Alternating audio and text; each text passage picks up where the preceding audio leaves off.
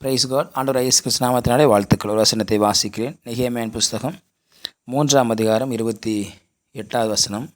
குதிரை வாசல் முதற்கொண்டு ஆசாரியர்கள் அவரவர் தங்கள் வீடுகளுக்கு எதிரே இருக்கிறதை பழுது பார்த்தார்கள் என்று சொல்லி கர்த்தருடைய வார்த்தை பார்க்கிறோம். குதிரை வாசல் இது நெகேமியா மூலமாக கட்டப்பட்ட 8வது வாசல். 10 வாசல்களில் இது 8வது வாசலாக இருக்கிறது. இந்த குதிரை வாசலை அங்கே ஒரு குழு எழுந்து கட்டுகிறது.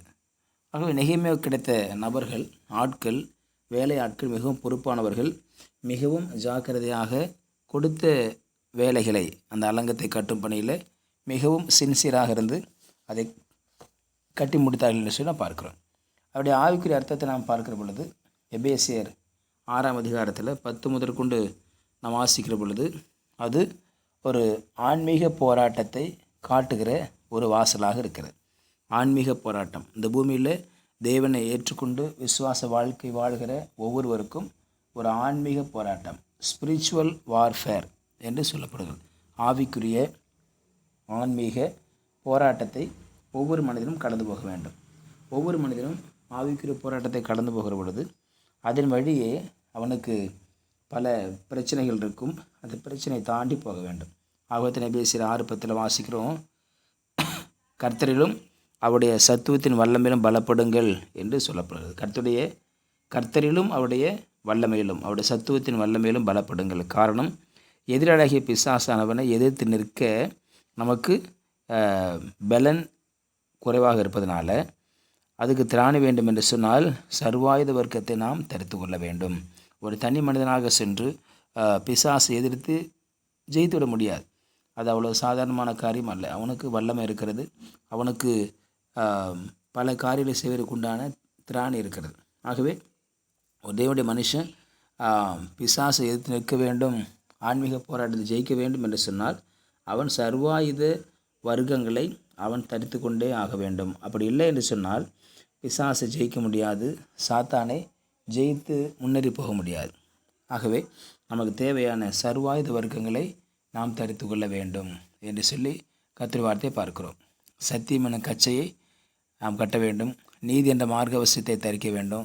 சமாதானத்தின் சுவிசேஷத்துக்குரிய ஆயத்தம் என்கிற பாதரட்சியை காலில் தொடுக்கணும். அடுத்தது இரட்சணம் எனும் தலை சீராவையும் வேத வசனமாகிய ஆவியின் பட்டத்தையும் எடுத்துக்கொள்ள வேண்டும் என்று சொல்லப்படுகிறது. ஆகவே இப்படிப்பட்டதான எல்லா சர்வாயுத வர்க்கங்களை நாம் தரித்து கொள்கிற பொழுது அது நமக்கு பாதுகாப்பாக இருக்கிறது. பிசாசு நம்மை ஜெயிக்க முடியாது. அவன் தோற்கடிக்கப்பட்டவனாக இருக்கிறான்.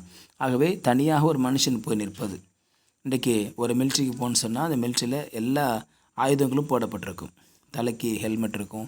அதே போல் சரீரத்தில் குண்டு துளைக்காத அந்த ட்ரெஸ் போட்டிருப்பாங்க.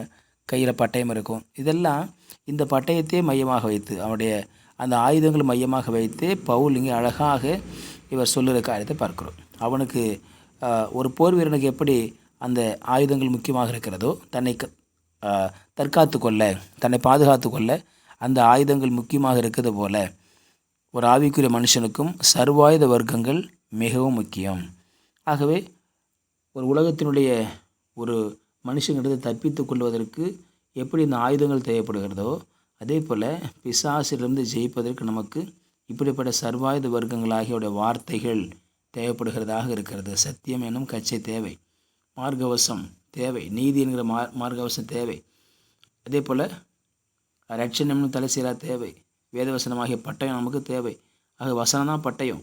ஆகவே இப்படிப்பட்ட சர்வாயுத வர்க்கங்களை ஒரு ஊழியக்காரனோ ஒரு விசுவாசியை தரித்து கொள்ளும் போது மாத்திரமே பிசாசை ஜெயிக்க முடியும். இல்லை என்றால் தோற்று போவதற்குண்டான வழிகளைத்தான் இங்கே இருக்கும் வழியே அவனை ஜெயிப்பது என்பது அவ்வளோ சாதாரண காரியம் இல்லை. நம்முடைய பலத்தை கொண்டு, நம்முடைய நம்பிக்கை கொண்டு, நம்முடைய குறுக்கு வழியில் பிசாசு ஜெயிச்சிடலாம் அப்படின்னு சொல்லி பார்த்தா கண்டிப்பாக ஜெயிக்கவே முடியாது.